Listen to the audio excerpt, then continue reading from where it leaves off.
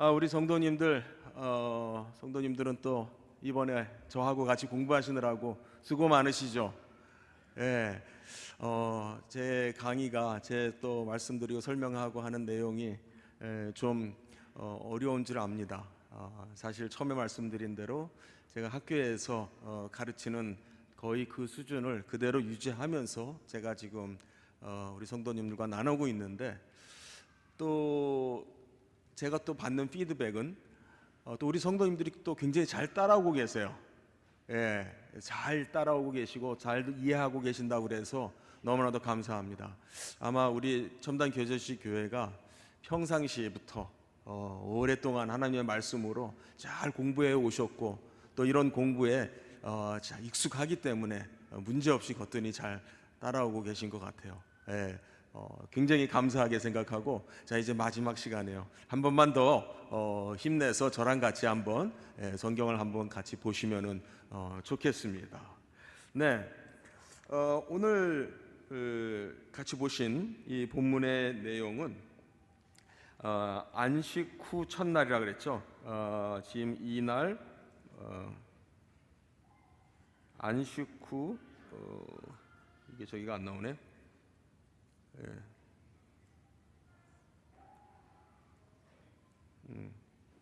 약간 문제는 있네요. 예, 그냥 보시고 그냥 하겠습니다. 이렇게 손으로 이렇게 동그라미 치고 하는 거는 그냥 안 할게요. 안식 후 첫날 20장 그 1절이 시작하는 부분에도 안식 후 첫날인데, 이때는 이제 아침 일찍에서부터 이제 사건이 진행이 돼요.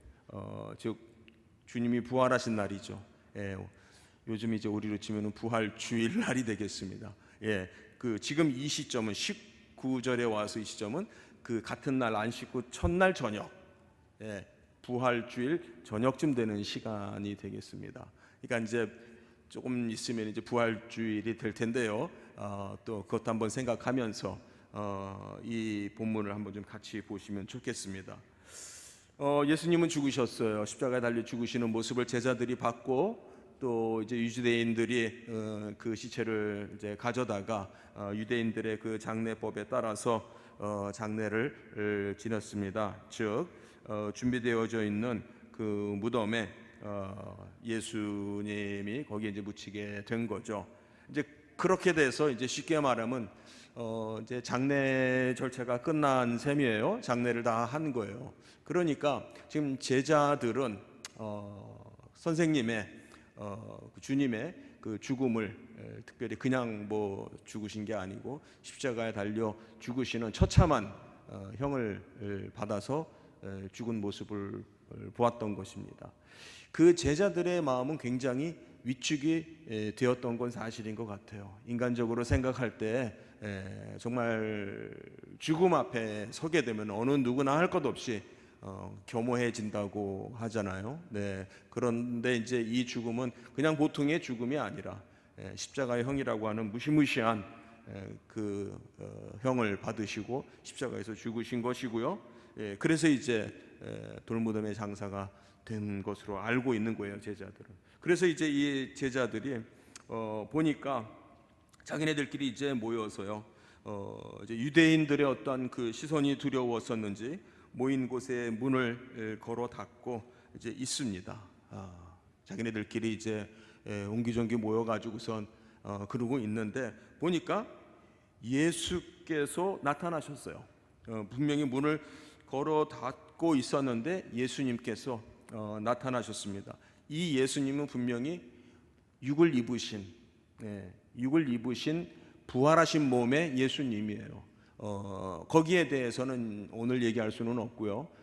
우리가 그 고린도전서 15장에 보게 되면은 바로 그 부활하신 그 몸, 영의 몸이라고 표현이 되어 있기도 하고요. 예, 그런 상태로 예수님이 제자들 앞에 나타났습니다.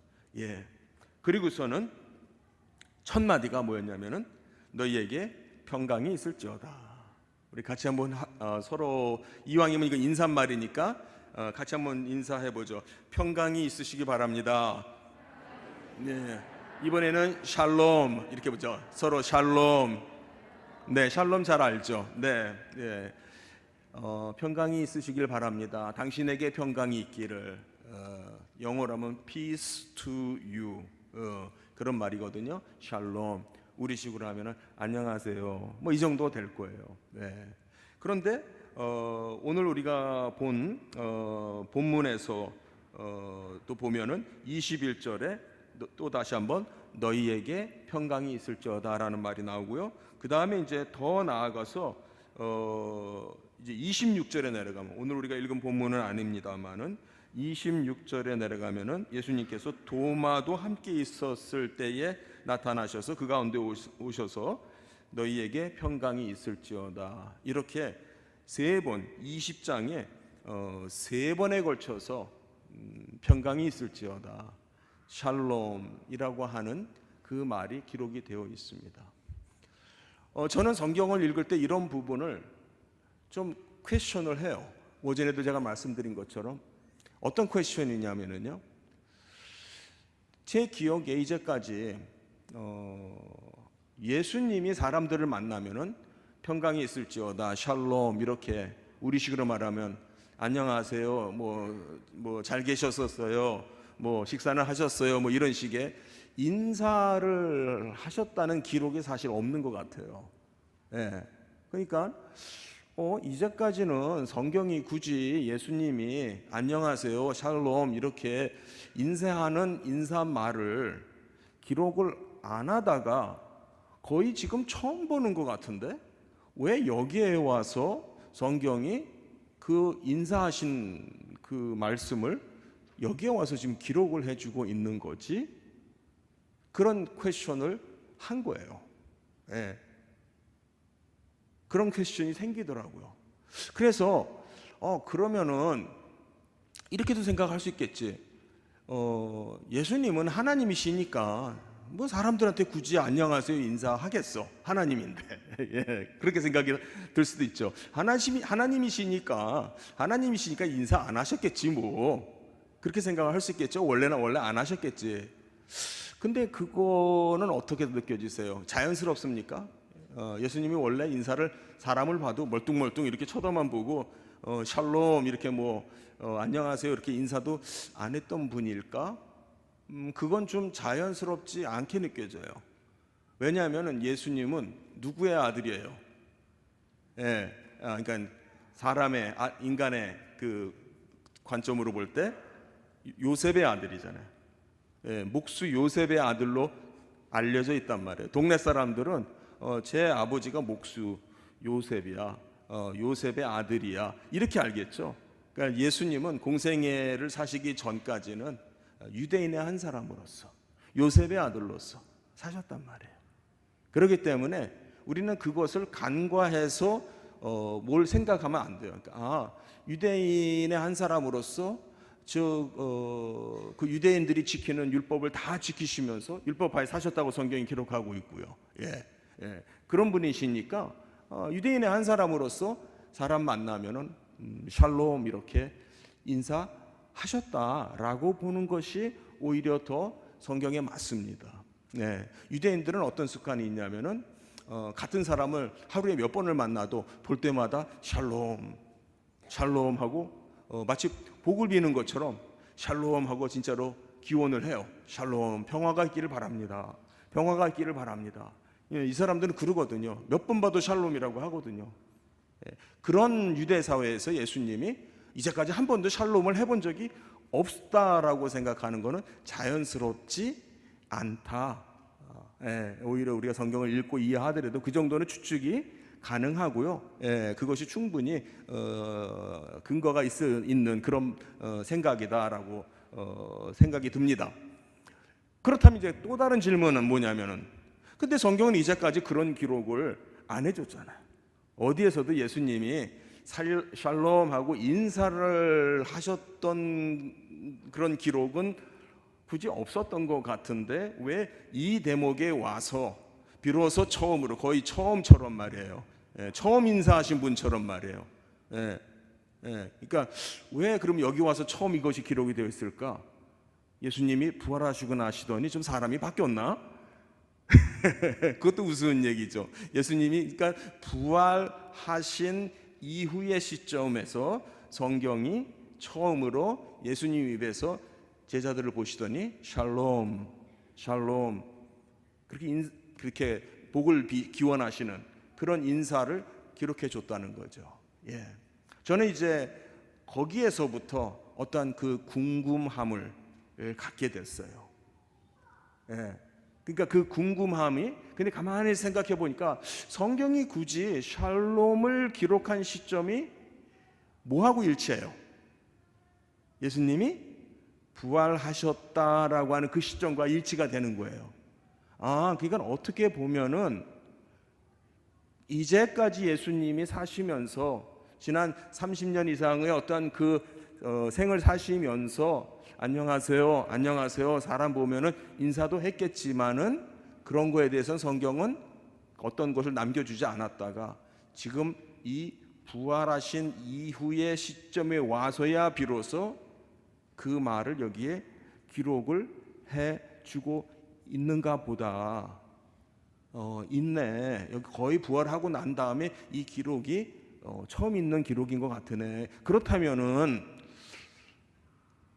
굉장히 중요한 의미가 있지 않을까? 그런 생각을 하는 거예요. 이 시점에 와서, 부활한 이후의 시점에 와서 예수님이 굳이 너희에게 평강이 있을지어다, 샬롬 하고 인사를 하는 것이 기록이 되었다면 뭔가 부활이라고 하는 것 자체와 이 인사말 자체가 깊은 연관성이 있을 것 같다라는 생각이 들어요. 어떻습니까? 여러분들도 공감이 좀 되십니까? 네, 되시면 살짝 끄떡여 주세요. 네. 그렇죠? 그럴 수도 있을 것 같아요. 그래서 그럼 한번 찾아볼까? 한번 좀 성경을 좀 앞뒤로 좀 찾아볼까? 예, 하면서 이제 그 말 그대로 평강, 이 말은 샬롬이니까 샬롬이라고 하는 말이 성경 어디서부터 등장하나? 예, 샬롬이라고 하는 말이 성경 어디서부터 등장을 하는가? 그걸 좀 보고 싶은 마음이 생긴 거예요. 그래서 찾아보니까 샬롬이라는 말이 비교적 성경 앞에서부터 등장을 하는 거예요. 예, 어디 볼까요? 네, 여기 있네요. 창세기 14장에 나오더라고요. 창세기 14장 17절과 18절 우리 한번 한 목소리로 읽겠습니다. 시작. 아브라함이 그돌라오멜과 그와 함께한 왕들을 쳐 부수고 돌아올 때에 소돔 왕이 사회 골짜기 곧 왕의 골짜기로 나와 그를 영접하였고 살렘 왕 멜기세덱이 떡과 포도주를 가지고 나왔으니 그는 지극히 높으신 하나님의 제사장이었더라. 네. 여기 보니까 이 사건의 지금 이 기록의 정황은요, 아브라함이 조카 롯을 구하기 위해서 나가서 싸우고 이기고 이제 돌아오는 그 장면이잖아요. 그때 아브라함을 맞아준 사람이 있었어요. 누구라고 표시가 되냐면은 살렘 왕인데 멜기세덱이에요. 예, 멜기세덱에 대해서 우리가 좀 알죠. 멜기세덱이 떡과 포도주를 가지고 나왔습니다. 근데 그는 지극히 높으신 하나님의 제사장이더라. 예, 어쨌든 살렘 왕 멜기세덱이 나온 거예요. 그런데 멜기세덱이 누군지에 대해서는 사실 좀 도움이 필요해요. 멜기세덱이 도대체 누군데 갑자기 살렘 왕이라고 하기는 하는데 여기에 나오는 이 살렘, 요 살렘이라고 하는 단어가 샬롬, 발음이 비슷하죠. 샬렘, 샬롬. 사실은요 히브리어는 모음이라는 거 있잖아요. 모음. 아, 야, 어, 여, 오, 요, 우, 유, 으, 이, 이게 모음이잖아요. 히브리어는 자음만 있고 모음이 없어요. 원래. 그래가지고 자음만 씁니다. 그럼 하나님 쓰면은 히읗, 니은, 그 다음에 니은, 미음 이렇게만 쓴다는 거예요. 그렇게 써놓고 하나님 읽는다는 거예요. 예, 그러니까 이 히브리인들은요 굉장히 이 독특한 언어 습관을 가지고 있는 거예요. 자음만 써놓고 읽는데 자음만 써놓고도 서로 소통이 돼요. 그런데 자음을 읽는 그 방식이 사실 조금씩 달라요. 그래서 우리 같은 이방인은 못 읽어요. 그래서 모음 부호를 나중에 붙이게 돼요. 그래서 모음 부호를 붙인 걸 우리는 보고 읽습니다. 그런데 히브리인들은 없이도 읽어요. 제가 옛날에 뉴욕에서 살았거든요. 뉴욕은 전 세계에서 유대인이 제일 많이 사는 동네예요. 이스라엘 본토보다도 더 많은 유대인들이 사는 데예요. 예, 그래서 유대인들 그 간판, 그러니까 유대인들이 경영하는 그 가게죠. 예, 가게의 상호니 뭐 이런 것들이 이 히브리어로 그냥 써 있어요. 예, 그래가지고 이제 오고 가며 하면서 이제 눈에 들어오니까 이제 히브리어를 이제 배우고 공부한 다음부터는 그렇게 들여다보면서 자꾸 이렇게 읽어보려고 그래요. 자꾸 이렇게 읽어보려고. 모음 기호는 없습니다. 모음은 없는데 자음만 있지만은 한번 소리를 내서 발음을 이렇게 해보니까 어느 순간에 뭔가가 이렇게 탁 떠오르더라고요. 읽혀지기 시작하는 거예요. 그래서 제가 느낀 게 있어요. 야, 저 사람들은 자음만 써놓고 서로 뜻을 이해를 할 수 있는 정도라면은 굉장히 어떤 그 영감이, 어떤 영성이 대단한 사람인 것 같다, 그런 생각까지도 들었어요. 예, 그러니까는 자음만 써놓고 읽는 거예요. 그런데 그래서 제가 지금 여기서 살렘이나 샬롬이나 사실은 같은 어근을 가지고 있는 단어예요. 평화라고 하는 그런 뜻이죠. 사실 이 부분에 대해서는 조금 신약의 도움이 필요해요. 우리 제가 그걸 자막을 준비하지 못했는데 히브리서 7장을 우리 한번 펴서 보시게 되면은요, 히브리서 7장에서 멜기세덱에 대한 이야기가 나옵니다. 히브리서 7장 1절서부터 한번 천천히 보시면은 이렇게 설명이 되어 있어요. 이 멜기세덱은 살렘 왕이요, 맞죠? 여기 자막에 나오네요. 이 멜기세덱은 살렘 왕이요. 아까 창세기 14장에서 봤던 그 말이에요. 지극히 높으신 하나님의 제사장이라. 그건 우리가 봤던, 창세기에서 봤던 구절이에요. 여러 왕을 쳐서 죽이고 돌아오는 아브라함을 만나서 이제 축복을 한, 복을 빈 사람이에요. 2절에 보면은 이제 그 멜기세덱의 아브라함이 하나의 그 답례라고 할까요? 이제 모든 것에 자기 어떠한 그 수확, 전리품의 10분의 1을 그에게 줍니다. 그에게 드립니다. 그런데 여기 우리에게 있어서 이제 필요한 건 뭐냐면은 2절 그 하반부예요. 그 이름을 해석하면 그 멜기세덱 그 이름의 뜻이 뭐냐면 먼저는 의의 왕이요, 그 다음은 살렘 왕이니 곧 평강의 왕이요, 이렇게 되어 있습니다. 자, 멜기세덱이 의의 왕이래요. 그 단어를 해석하면요, 이게 무슨, 제가 한번 같이 히브리어를 오늘 지금 한번 공부를 할 텐데, 히브리어 말로 왕을 뭐라 그러냐면 멜레크라고 그래요. 멜레크, 혹시 들어보신 분도 계실 거예요. 왕을 멜레크라고 그러고요, 의를 ጼ데크라고 그래요. ጼ데크. 예, 그러니까 멜레크가 왕이고 ጼ데크가 의예요. 그러면 의의 왕 이렇게 되면은 멜레크와 ጼ데크가 이렇게 붙으면은 멜레크 ጼ데크, 예, 이렇게 되면은 의의 왕인데, 히브리어는 뭐 대부분의 언어들이 그러는데 이렇게 합쳐 놓으면은, 뭉뚱그려 놓으면은 그 발음이 압축이 돼 가지고 멜레크가 멜크, 그러니까 그 L 발음은 밑으로 내려가서 멜크, 그다음에 ጼ데크 이렇게 돼서 멜키ጼ덱이 되는 거예요. 멜키ጼ덱.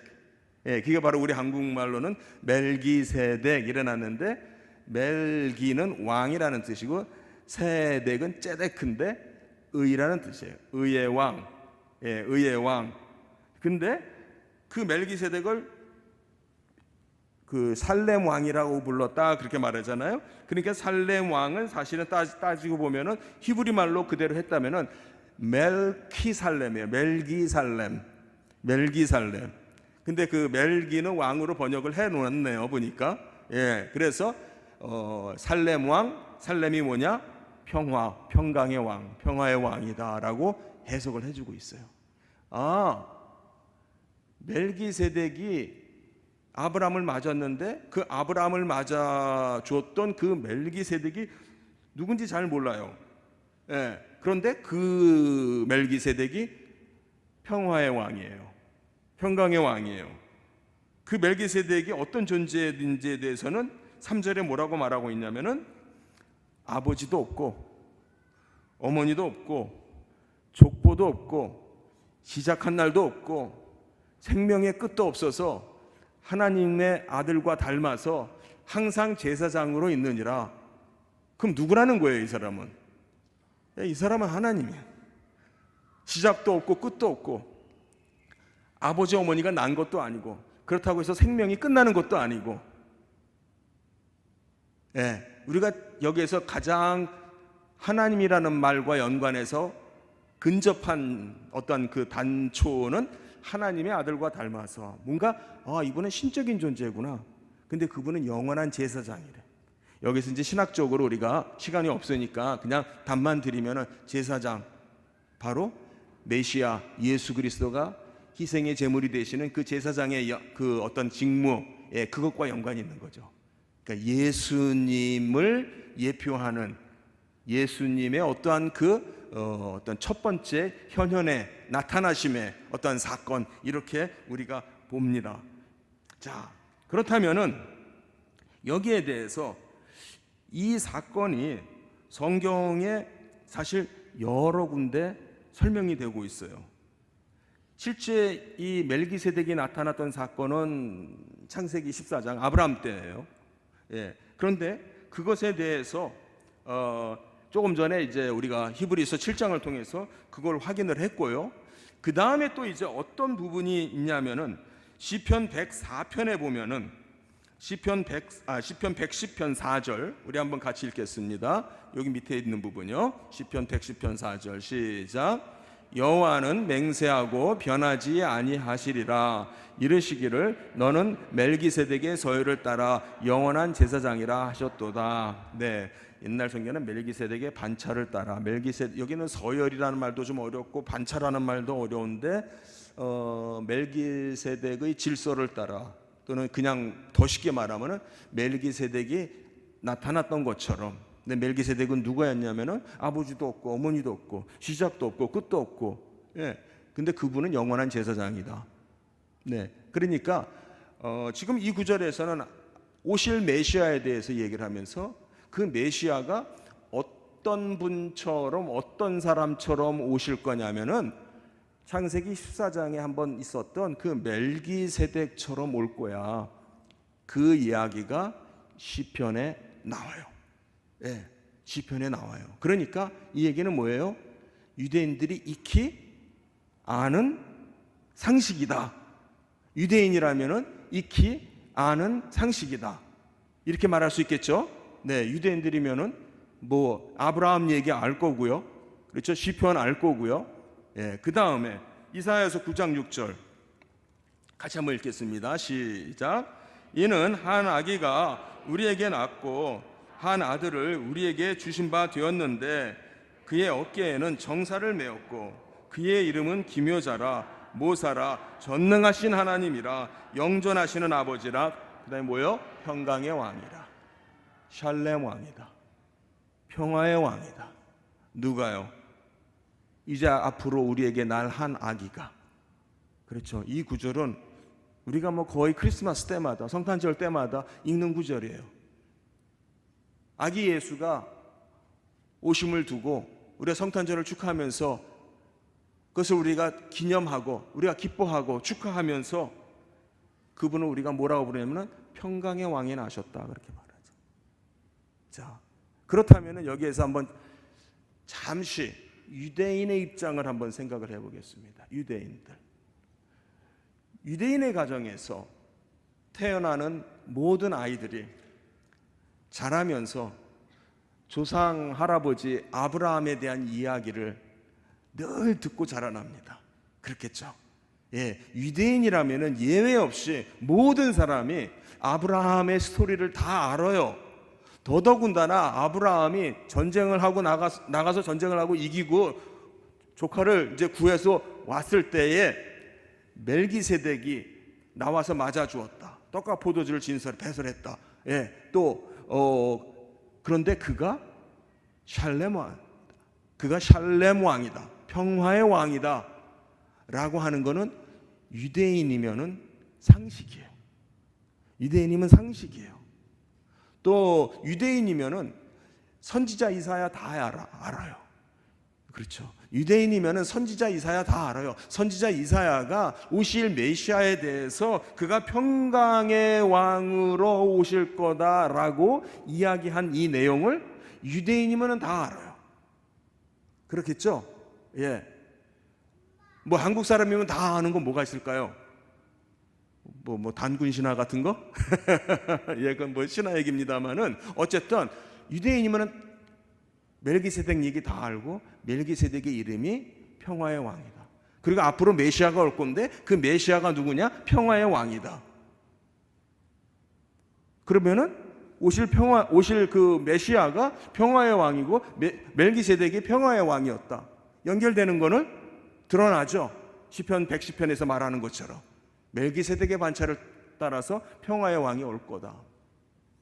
이게 구약 안에서 어마어마한 큰 소리로 지금 외쳐지고 있는 거예요. 예.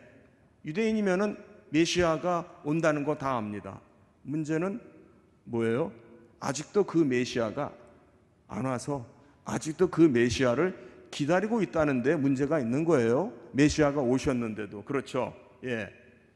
자, 그렇다면은 우리의 성경의 기록으로 돌아가서요. 그럼 진짜로 예수님이 태어나셨을 때 그분의 오심에 대해서, 아기 예수가 태어나심에 대해서 성경은 어떻게 기록하고 있는가? 누가복음 2장에 보니까요, 들판에서 목자들이 양을 치고 있을 때 천사들이 나타났잖아요. 예, 그래서 아기 예수가 태어났다라는 것을 소식을 전해줍니다. 그러고서 하늘에 거대한 천사들이 나타나서 이렇게 찬미합니다. 이렇게 외칩니다. 14절 같이 읽습니다. 시작. 지극히 높은 곳에서는 하나님께 영광이요, 땅에서는 하나님이 기뻐하신 사람들 중에 평화로다. 네, 지극히 높은 곳에 계시는, 또 다르게 말하면 하늘에 계시는, 저 영원한 곳에 계시는 하나님께는 영광이고요, 이 땅 위에서는 어떤 일이 일어나느냐?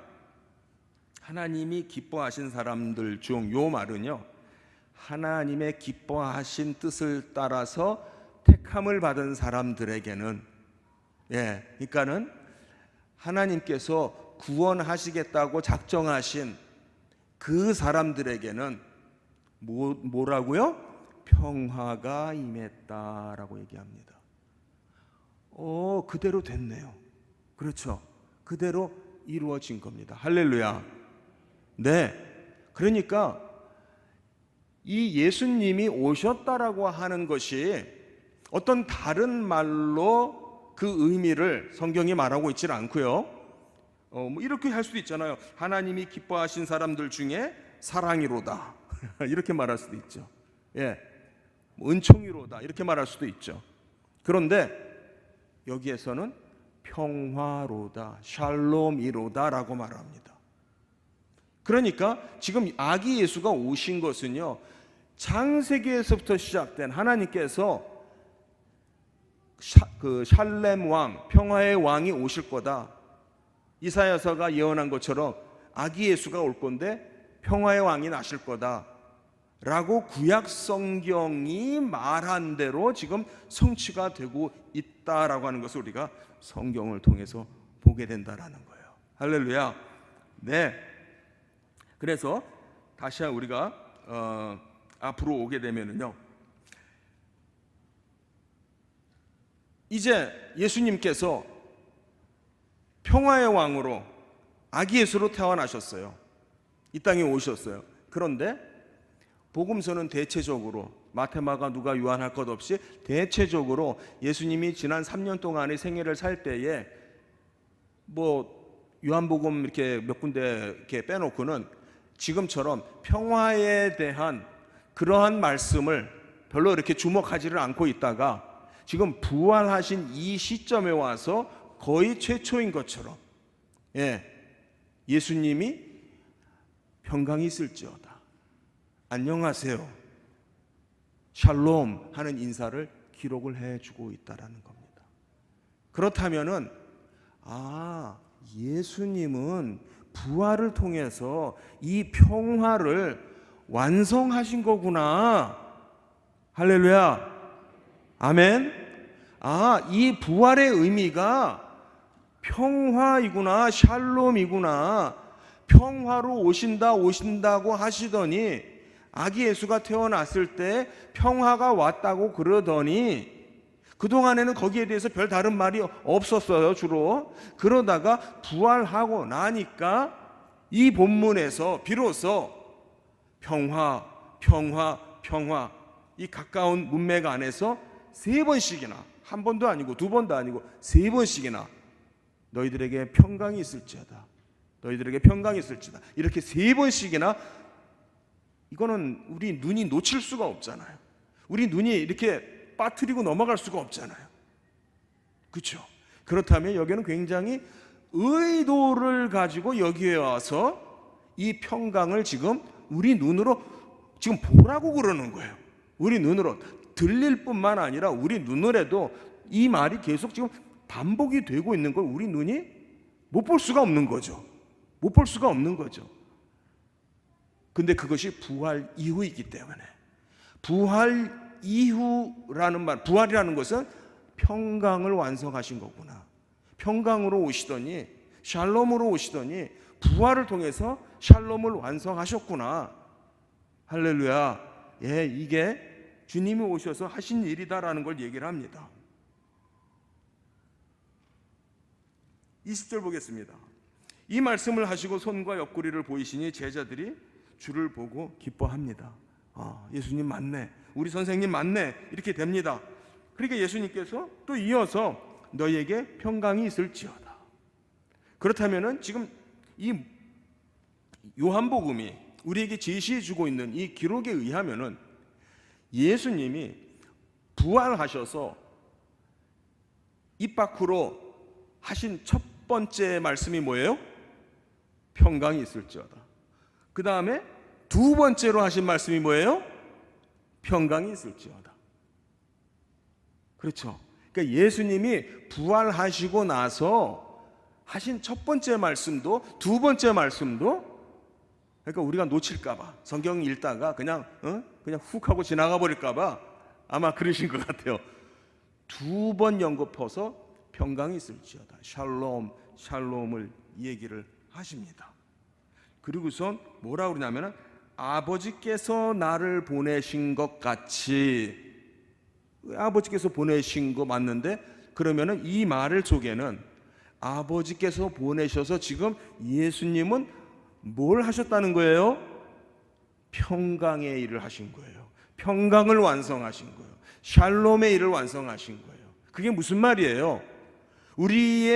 우리는 하나님께 대하여 우리의 죄로 말미암아 원수된 자들이잖아요. 하나님의 진노의 대상이 됐잖아요. 우리가 하나님의 심판을 받아야 될 그런 대상이잖아요. 그렇죠? 그러면 원수 사이에 그분으로부터 우리가 진노를 받고 벌을 받아야 되는 그 입장에 있는 우리에게 평화가 있겠습니까? 없는 거죠. 우리가 하나님 앞에서 평화가 없는 거예요. 그렇죠? 우리는 평화가 아니라 진노를 받아야 되고 죽어야 되는 존재들이에요. 그런데 예수님께서 그걸 해결하러 오신 거예요. 우리를 대신해서, 죄인이 되셔서 우리를 대신해서 죄값을 받으셨습니다. 우리가 죽어야 될 그 죄값을 예수님이 다 받으시고 다 해결하시고 다 정산하시고, 그래서 이제는 아무런 채무가 없도록 이제는 아무런 형벌이 남은 것이 없도록. 그래서 아버지와 우리 사이에는, 하나님과 우리 사이에는 뭐만 있어요? 이제는 평화. 할렐루야. 평화. 네. 우리가 살면서 어떤 누구하고도 원수 관계가 되면 안 됩니다. 그렇죠? 예. 그 사람이 누구가 됐더라도, 예, 우리 사이에, 우리 삶에 있어서 어느 누구와도 그 관계가 원수 관계가 된다든지, 불편하고 껄끄러운 관계가 된다든지, 아니면 그냥 서로 싫어하는, 미워하는 관계가 된다든지, 여러분 그거 우리 너무나 잘 알잖아요. 그거 굉장히 힘들고 불편한 일이에요. 그렇죠? 너무나 불편한 일이에요. 불행한 일이에요. 그건 행복이 아닌 거예요. 그런데 그 관계가 평화의 관계가 된 거예요. 원수나 미워하거나 시기하거나 싫어하거나 이런 관계가 아니라 화목한 평화의 관계가 될 수 있게 된 거예요. 누구로 말미암아? 예수 그리스도로 말미암아요. 예수 그리스도로 말미암아 이 평화가 회복이 된 거예요. 완성이 된 거예요. 할렐루야. 아버지께서 나를 보내신 것 같이, 즉 아버지가 나를 보내셔서 이 평화를 완성하게 한 것 같이 나도 너희를 보내노라. 나도 너희를 보내노라. 너희도 가서 이 평화를 가지고 가서 나눠주렴. 아버지께서 나를 보낸 것 같이, 와서 뭘 하셨다라고 하는 말씀을 안 하셨지만, 나도 너희를 보내노라. 너희들이 가서 뭘 하라는 말씀을 여기서 굳이 안 밝히셨지만 이미 문맥상 다 드러나고 있어요. 아버지가 나를 보내서 아버지와 우리 사이에 평화를 다시 회복하게 한 것처럼, 너희들이 가서 너희들이 가는 그 사람들과 하나님 사이에 평화가 회복되게 하는 일을 해라. 그래서 나도 너를 이제 보낸다. 할렐루야. 그게 우리를 향하신 하나님의 뜻이에요. 우리가 어저께 저녁 때 사도행전을 살펴봤습니다. 그렇죠? 사도행전을 보면서 그 사도행전에서 일어난 일이 뭐냐면은 하나님의 큰 일이었어요. 하나님의 큰 일은 뭐였냐면은 결국 결론적으로 성령이 오셨기 때문에 누구든지 주의 이름을 부르는 자는 구원을 받을 수 있게 된 거예요. 복음 전파가 가능해졌고요, 선교가 가능해졌어요. 그렇죠? 예, 예수님께서 이제 제자들을 보내면서 나도 너희를 보낸다. 나도 너희를 보내는 것은 성령이 이제 우리에게 임하셔서 그 권능을 가지고, 그 능력을 가지고 나가서 땅끝까지 증인이 되는 거다. 근데 그 증인이 된다는 의미를 이 본문에서는 샬롬으로 말하고 있어요. 샬롬, 평화를 가져다 주는 문제로. 예. 그러면서 22절에 예수님께서 특이한 동작을 하십니다. 그들을 향해서 숨을 후 하고 내쉬면서, 숨을 후 하고 내쉬면, 이거는 뭐 어떤 옆에 있는 분한테 그렇게 하지는 마세요. 예, 이건 뭐 우리 사람들끼리는 좀 불쾌할 수 있는 동작이니까. 예, 그런데 이것은 좀 구약적인 제스처예요. 구약적인 동작이에요. 예, 하나님께서 숨을 후 하고 내쉰다라고 하는 것은, 하나님이 흙으로 아담을 만든 다음에도 그렇게 하셨죠. 코에 후 하고 바람을 불어, 즉 하나님의 영을 후 하고 불어넣어 주시는, 그래서 살아있는 존재, 생명이 되었다라고 말합니다.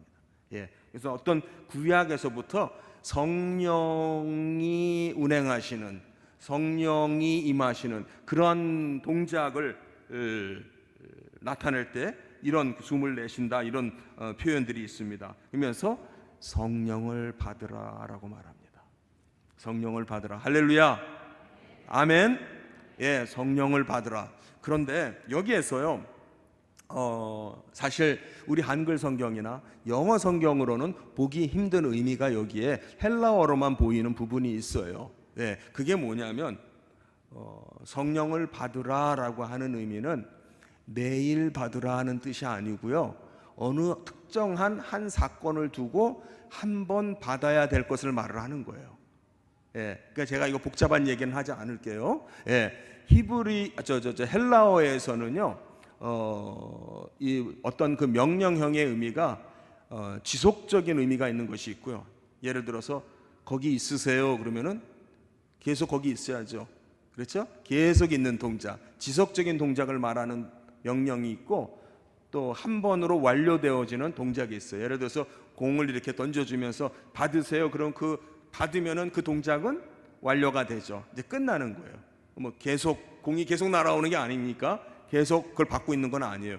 여기에서는 예수님은 어떤 의미로 말씀했냐면은 앞으로 성령이 임할 건데 그 오시는 성령을 너희가 받아야 돼. 그러니까 자, 지금 시간적으로 예수님이 부활하신 그날이에요. 이제 오순절까지는 앞으로 좀 한 50일 가까운 시점이 남아 있습니다. 그렇죠?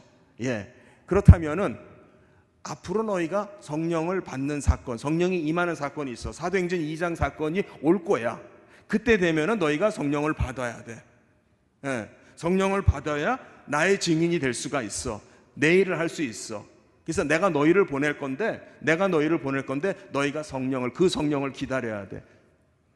어저께 우리가 그저께 봤던 누가복음 24장의 내용하고 같은 내용이죠. 누가복음 24장에서도 너희가 이 모든 일의 증인이 되리라.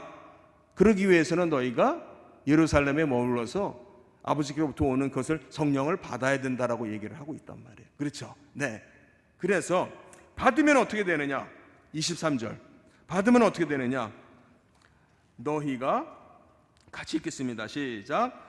너희가 누구의 죄든지 사하면 사하여질 것이요 누구의 죄든지 그대로 두면은 그대로 있으리라 하시니라. 이건 뭐 굉장한 말씀이네요. 그렇죠? 대단한 말씀이에요. 누구의 죄든지 사하면 사하여지고 또 사하지 않고 그냥 내버려 두면은 그대로 있고, 로마 가톨릭 교회에서는 오래전부터 이것을 교황이 혼자서 독차지를 해버렸어요.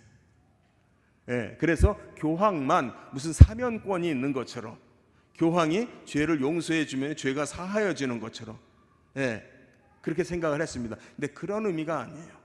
지금 이 말은 제자들에게 하는 것이고, 가깝게는 직접 예수님 앞에 있는 제자들에게 하는 말씀이고, 멀리는 넓게는 우리들에게 하시는 말씀이에요. 아까 앞부분에 예수님께서 아버지께서 나를 보낸 것 같이 나도 너희를 보낸다. 이 너희는 가깝게는 제자들이죠. 앞에 있는 제자들이죠. 멀리는 넓게는 지금 오늘날 여기 있는 우리들까지도 해당되는 거예요. 그래서 예수님께서 우리를 보내신다는 거예요. 우리를 보내신다는 거예요.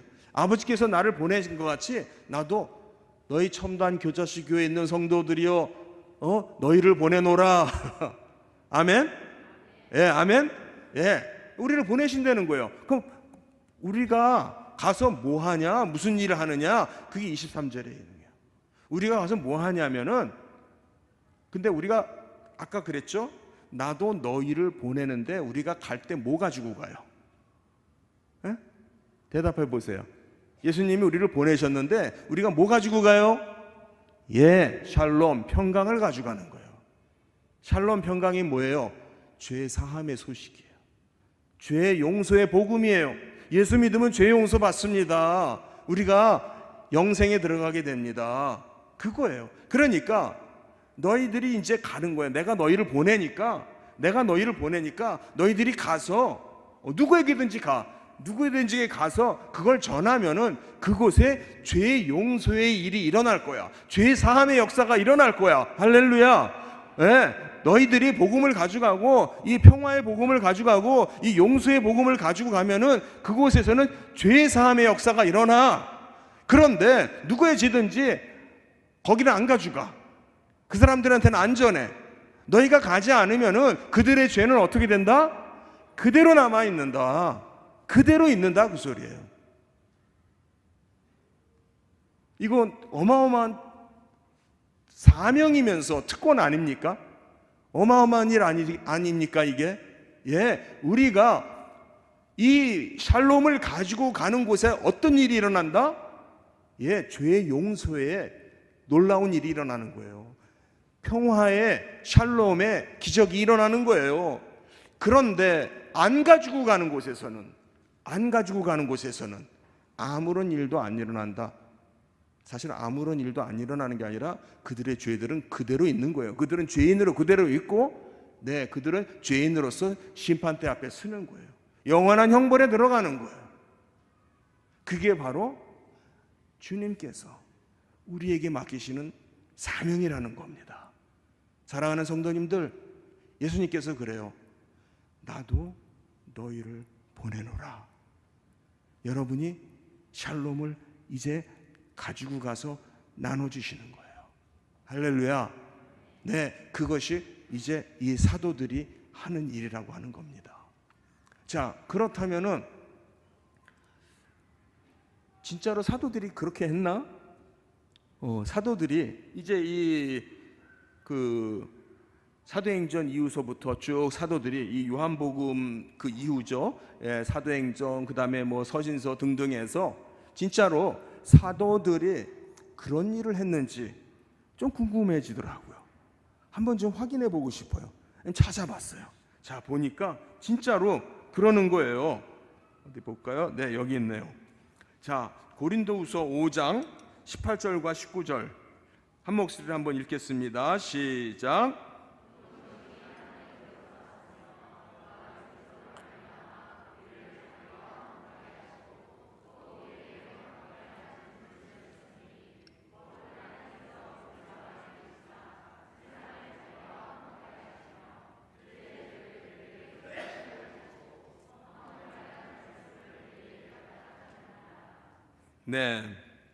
여기에 보니까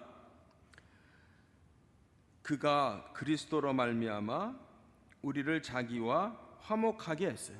평화가 있게 했어요. 예수 그리스도로 말미암아 하나님과 우리 사이에 평화가 있게 하시고는 그 다음에는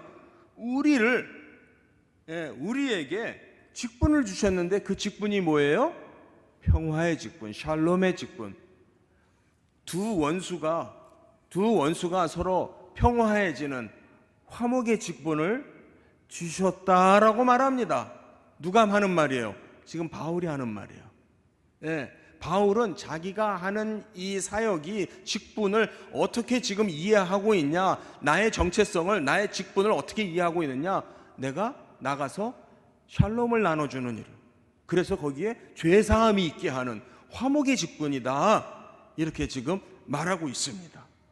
19절에도 보니까 하나님께서 그리스도 안에 계시사 세상을 자기와 화목하게 하시며 그들의 죄를 그들에게 돌리지 아니하시고 그들의 죄를 용서하시는 화목하게 하는 말씀을 같이 해볼까요? 화목하게 하는 말씀.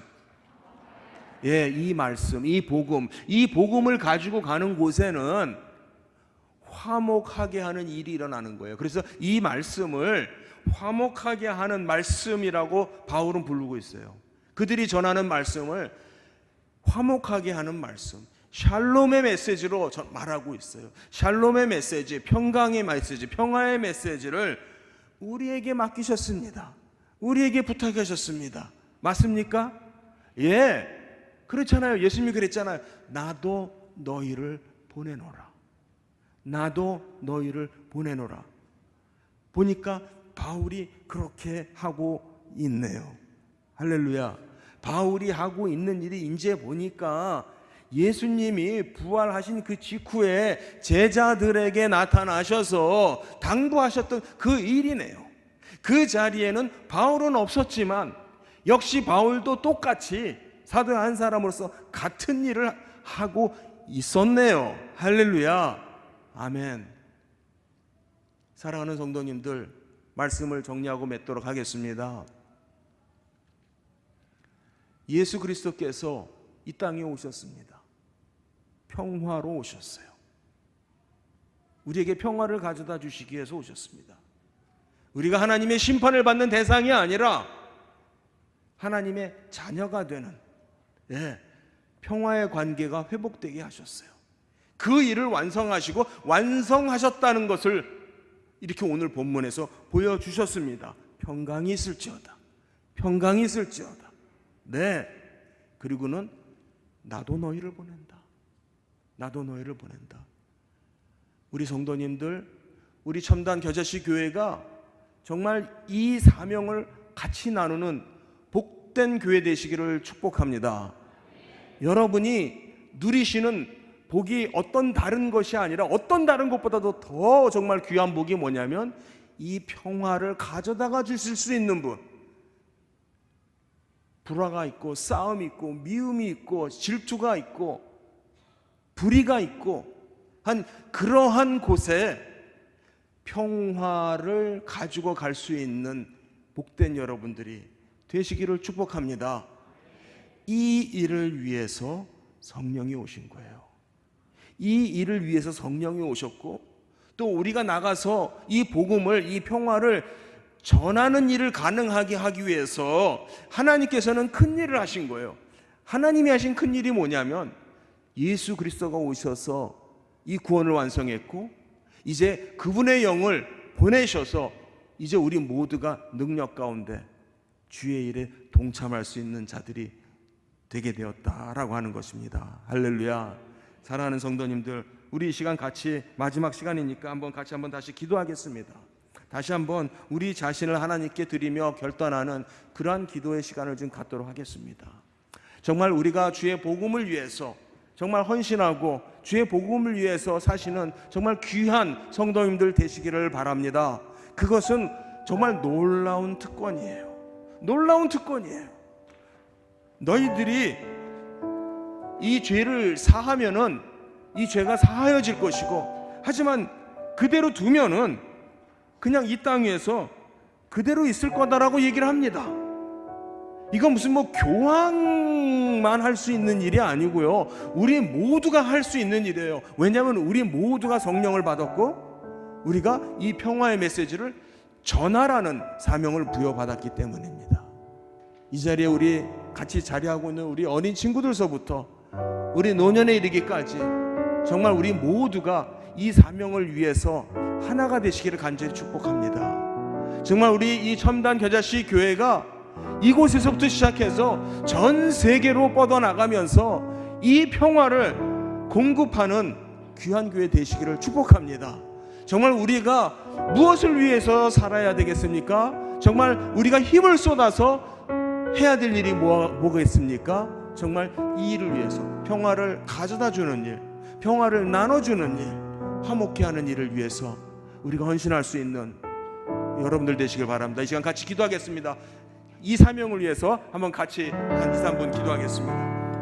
하나님 아버지 감사합니다. 아버지 하나님, 우리를 하나님께서 불러주시고 아버지 하나님이여, 주님과 원수되었던 그 관계에 있어서 아버지 하나님이 이제 더 이상 우리가 하나님의 진노의 대상이 아니라 아버지 하나님 심판의 대상이 아니라 하나님의 평화를, 하나님의 사랑을 누릴 수 있는 하나님의 자녀들이 되게 하시니 하나님이여 감사를 드립니다. 아버지 하나님이여, 주님께서 이 땅에 평화를 이루시기 하여서 아버지 하나님 오셔서 평화를 완성하신 것을 믿습니다. 그 말씀을 들려주시니 감사합니다. 하나님이여, 아버지 하나님이여, 이제 주님께서 나도 너희를 보내노라, 이제 내가 너희를 보내노라 라고 말씀하십니다. 하나님 아버지, 우리 이 사명에 우리 모두 아멘하고 동참하기를 원합니다. 헌신하기를 원합니다. 우리 모두 사명자가 되기를 원합니다. 아버지 하나님의 땅 끝까지 주의 복음을 전하는 선교사들이 되게 하여 주시옵시고, 이 교회를 굳건하게 세우는 사역자들이 되게 하여 주시옵소서. 아버지 하나님이시여, 내가 더 이상 사역을 받는 사람이 아니라 사역하는 사람 되게 하여 주시옵시고, 섬김을 받는 자가 아니라 섬기는 자가 되게 하여 주시옵시고, 아버지 하나님이시여, 화평의 소식을, 화평을 받기만 하는 것이 아니라 화평을, 평화를 가져다가 줄 수 있는 아버지 하나님의 우리 모두 되게 하여 주시옵소서. 하나님 아버지, 우리를 아버지 하나님 기억하시고 아버지 하나님 우리에게 아버지 하나님이시여 능력을 더하여 주시옵시고, 아버지 하나님 성령의 능력을 더하여 주시옵시고, 아버지 하나님 우리가 주님께서 우리에게 성령을 한없이 부어주셨사오니 아버지 하나님이시여, 우리 모두가 담대하게 예수의 복음을 가지고 나갈 수 있게 하여 주시옵소서. 아버지 하나님이여, 아버지 하나님 우리 모두 헌신하게 하여 주시옵시고, 성령의 능력으로 주의 복음을 전하게 하여 주시옵소서. 아버지 하나님이여, 성령이 임하심이 우리가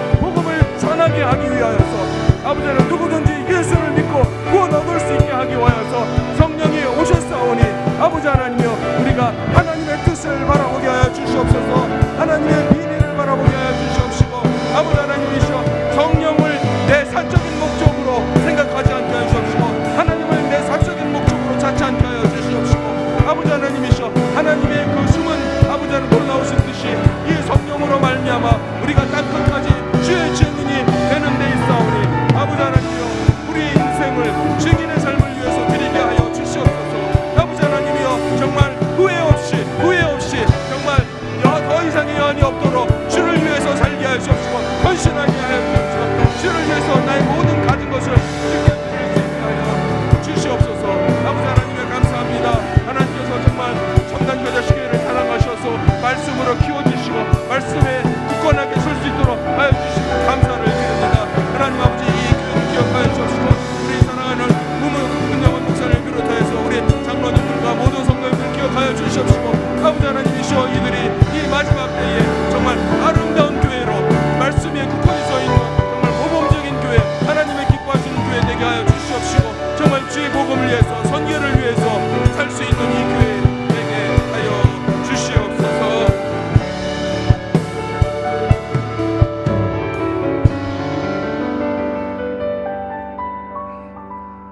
하나님 감사합니다. 하나님께서 이번 교회 저희에게 하나님의 말씀에 더욱더 가까이 다가갈 수 있게 하여 주시옵시고, 하나님의 음성을, 하나님의 뜻을 저희들이 발견할 수 있게 하시니 감사를 드립니다. 아버지 하나님, 더욱더 우리가 예수 그리스도를 인격적으로 알아가는 그 지식, 그 삶을 위해서 우리가 더 열심히 매어달릴 수 있게 하여 주시옵시고, 아버지 하나님이여, 또한 더 나아가서 주님께서 우리를 보내셨사오니 정말 이 평화를 가지고 땅끝까지 나가서 이 복음을 전할 수 있는 우리 교회 되게 하여 주시옵소서. 아버지 하나님이여, 이 목적을 위해서 하나님께서 성령을 이 교회에 보내셨사오니, 아버지 하나님이여, 우리가 정말 주의 뜻을 세워서 땅끝까지 주의 복음을 전하는 쓰임받는 우리의 아름다운 첨단 겨자씨 교회 될 수 있도록 하나님 축복하여 주시옵소서. 하나님이 주신 은혜를 감사드리오며 예수 그리스도의 이름으로 기도하옵나이다. 아멘.